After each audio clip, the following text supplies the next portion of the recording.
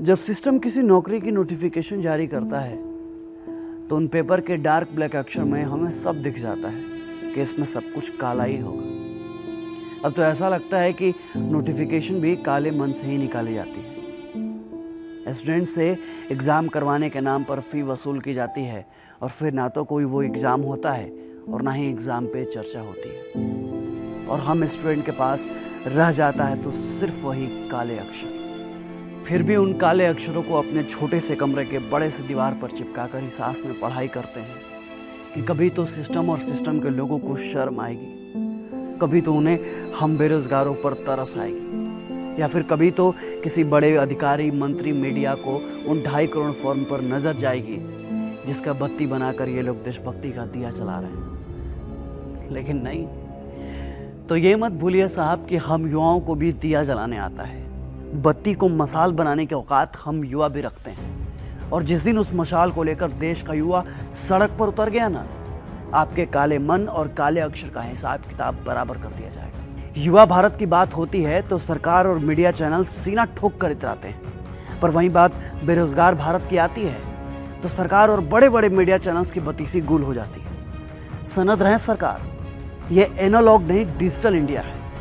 यहाँ लाइक और डिसलाइक दोनों एक ही अंगूठे से दिया जाता है। कलम पर राजनीति मत कीजिए, स्याही को स्याही रहने दीजिए, उसको खून बनने पर मजबूर मत कीजिए, वरना इस बार सड़क पर भ्रांति नहीं संपूर्ण क्रांति आ जाएगी। लोकसभा चुनाव के पहले एनटीपीसी और रेलवे की वैकेंसी की घोषणा हुई, 2.5 करोड़ से ज्यादा फॉर्म फिलअप किए गए, पैसे भी लिए गए, लेकिन ऐसा कुछ भी नहीं बताया गया कि अब हम आगे क्या करें। लोकसभा के चुनाव भी फटाक से कर लिए जा रहे हैं और उसका रिजल्ट भी एकदम फिक्स डेट फिक्स टाइम पे आ रहा है। राज्यों में सरकार बनाने के लिए विधायक भी सेट हो जा रहा है। साला सिर्फ एग्जाम कंडक्ट करने वाली संस्था सेट नहीं हो पा रही है। कमाल है साहब। क्या एसएससी सीजीएल वालों की जिंदगी में सिर्फ पीटी या मेंस है, या कोई फाइनल रिजल्ट भी है? उनका कोई भविष्य भी है, या फिर सिर्फ चोचलेबाजी है?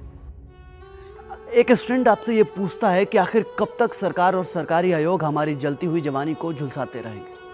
आखिर कब तक हमारे जज्बातों को दरकिनार किया जाता रहेगा? आखिर कब तक हम अपने कैरियर को बनाने की जिद कैरी करते रहेंगे?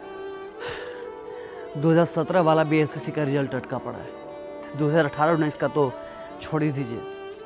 आरआरबी वालों का भी कोई पता नहीं है, और ये एनटीपीसी वाले भी हिमालय की गोद में समाधि ले चुके हैं। तो ऐसे में हम स्टूडेंट क्या करें? किससे कहें, कहाँ जाएं? कमजोर क्या आपको सिर्फ रेलवे और एसएससी वाले ही मिले? तो चेयरमैन साहब याद रखिएगा, आपके चेयर के चक्के को खिसकते अब देर नहीं लगेगी। इनसे कोई सवाल पूछो तो कहते हैं कि कोरोना है इसलिए लेट हो रहा है।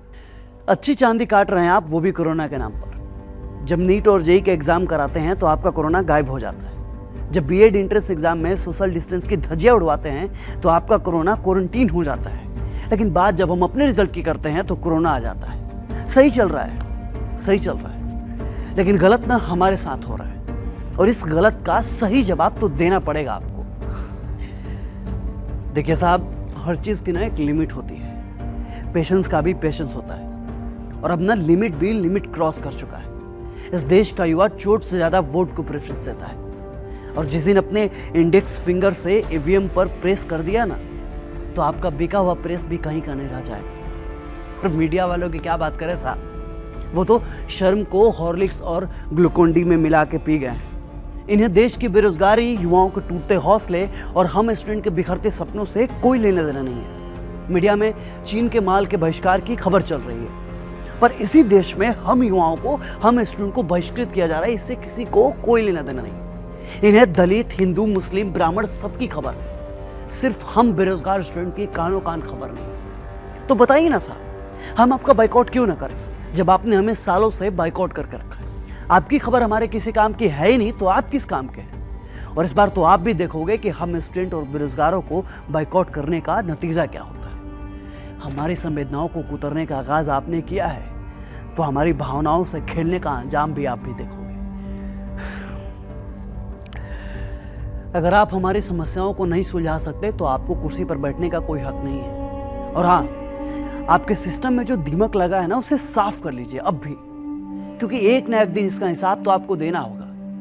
और हमें कमजोर समझने का भूल मत कीजिएगा, क्योंकि जो हम पढ़ते हैं ना, इसका प्रैक्टिकल भी करते हैं। हमें अपने अधिकारों को छीनने पे मजबूर मत कीजिए, क्योंकि हमें लोकतंत्र भी अच्छे से आता है और क्रांति भी। याद रखिएगा, जिस दिन देश का युवा पढ़ाई लिखाई छोड़ क्रांति पर उतर गया ना, आपके लिए बहुत मुश्किल हो जाएगी। सिस्टम की कुर्सी चरमरा जाएगी आपकी। और ये मत भूलिए कि लोकतंत्र में सत्ता का नशा ज्यादा दिन तक नहीं रहता, क्योंकि जो लोक है वही तंत्र है। क्यों तरसता है तू बंदे, जल्द ही बदलेगा मंजर। झांक ले तू एक दफा बस दिल से अपने दिल के। ओ सिकंदर, ओ सिकंदर।